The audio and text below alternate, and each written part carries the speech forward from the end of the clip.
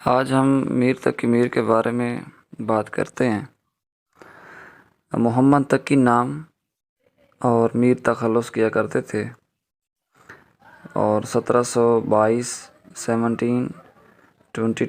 عیسوی میں اکبر آباد جو کہ آگرہ میں ہے وہاں پہ پیدا ہوئے اور بچپن کا زمانہ وہیں گزارا۔ بعد میں دلی چلے گئے اور دلی کو اپنا وطن بنا لیا اور 20 ستمبر 1810 کو وہیں انتقال ہوا۔ میر تقی میر کے والد کا نام محمد علی اور لقب جو ہے علی متقی تھا۔ اسلاف حجاز سے دکن اور وہاں سے احمد آباد پھر گجرات آئے۔ میر تقی کے پردادا نے اکبر آباد میں رہائش اختیار کی۔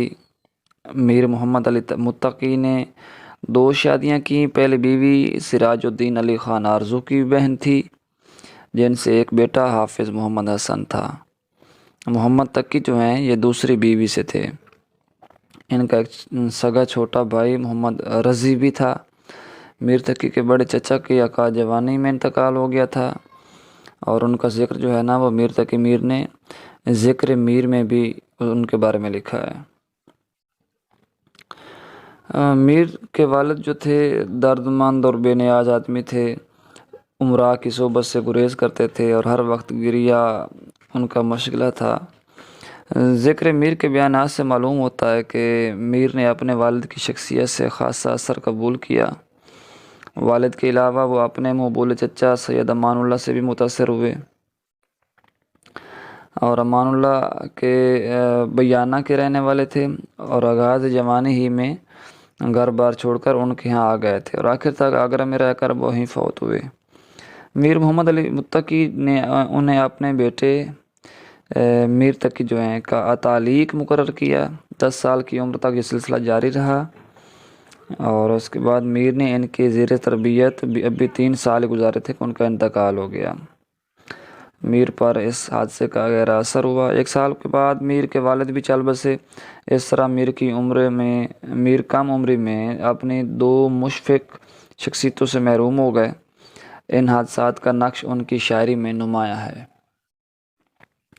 بے روزگاری اور افلاس کے عالم میں میر آگرے کو خیر باد کہہ کر دلی چلے گئے۔ اس وقت ان کی عمر 11 سال کے قریب تھی۔ دلی میں ایک نواب تھے، ان کے ہاں وہ والد کے شناسائی کے طور پر وہاں پہ ان کے وہاں رکے اور 1 روپیہ اور روزینہ مقرر کر دیا۔ اس کے بعد میر آگرے واپس چلے گئے اور جس نواب کے پاس رکے تھے وہ نادر شاہ کے حملے میں مارے گئے تھے، تو ان کا جو روزینہ 1 روپیہ تھا وہ بھی بند ہو گیا۔ ناچار پھر انہیں دلی آنا پڑا۔ اس وقت ان کی عمر کوئی 16 برس ہو گئی۔ غالباً اس مرتبہ آگرہ چھوڑنے کے پیچھے عشق کا کوئی قصہ تھا جس کی وجہ سے دونوں طرف کے اقربا نے رسوائی کے خوف سے میر کو ترک وطن پر مجبور کیا۔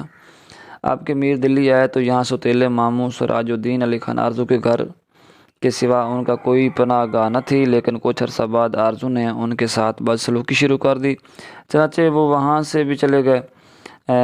پچھلی حادثات پر اس نئی مصیبت کا اضافہ ہوا تو میر کی صحت بگڑ گئی۔ ان پر جنوں کی سی کیفیت طاری رہنے لگی جو علاج کے بعد رفع بھی ہو گئی، مگر ان سب باتوں نے ان کی شاعرانہ احساس کو بے حد متاثر کیا۔ دلی آ کر میر نے چند استادوں سے تعلیم حاصل کی، ان میں سے سید سعادت علی کا ذکر میر نے خصوصاً کیا۔ انہوں نے میر کو ریختہ لکھنے کی ترغیب دی۔ ممکن ہے کہ خان آرزو سے بھی کچھ فیض حاصل پایا ہو۔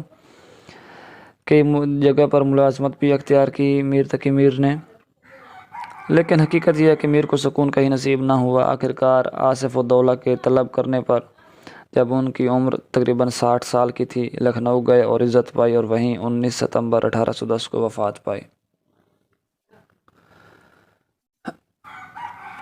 اس کے بعد ہم اگر میر تقی میر کے تصانیف کی بات کریں تو ان میں میر نے اردو اور فارسی دونوں زبانوں میں شعر کہے ہیں اور فارسی نثر بھی لکھی ہے۔ ایک تذکرہ شعراء نکات و شعراء ہے۔ نثر میں ان کی آپ بیتی ذکر میر اور رسالہ فیض میر قابل ذکر ہیں۔ ان کا فارسی دیوان بھی شائع ہو گیا ہے، لیکن ان کی اصل اہمیت اردو کلام کی وجہ سے ہے۔ کلیات میر میں اکثر مروجہ اصناف موجود ہیں، غزلیات کے 6 دیوان، قصائد، مراثی، رباعیات، مسلسات، مخمسات، مسدسات، قطعات، مثنویات، ترکیب بند، ترجیح بند، وثوق، تضمینات اور ایک ہفت بند بھی کلیات میر میں شامل ہے۔ مثنویات کی بات کریں تو میر کے کلام میں کم و بیش 35 مثنویاں ہیں، ان میں بعض مختصر ہیں اور انہیں واقعاتی نظمیں کہا جا سکتا ہے۔ قصوں والی مثنویاں قصے کے مطابق مناسب طول رکھتی ہیں۔ یہ مثنویاں واردات قلب کی ترجمان ہیں، خصوصاً ان میں المیہ احساس کی شدید صورتیں ظاہر ہوتی ہیں۔ اس کے علاوہ یہ بات مسلم ہے کہ میر کا اصل مدن کمال جو غزل ہے، جس کی وجہ سے آج تک انہیں خدائے سخن مانا جاتا ہے، میر کو خود اس بات کا بھی اعتراف ہے۔ ان کا خود یہ اپنا جو شعر ہے کہ موت ایک ماندگی کا وقفہ ہے، یعنی آگے چلیں گے دم لے کر، مت سہل ہمیں جانو، پھرتا ہے فلک برسو، تب خاک کے پردے سے انسان نکلتے ہیں۔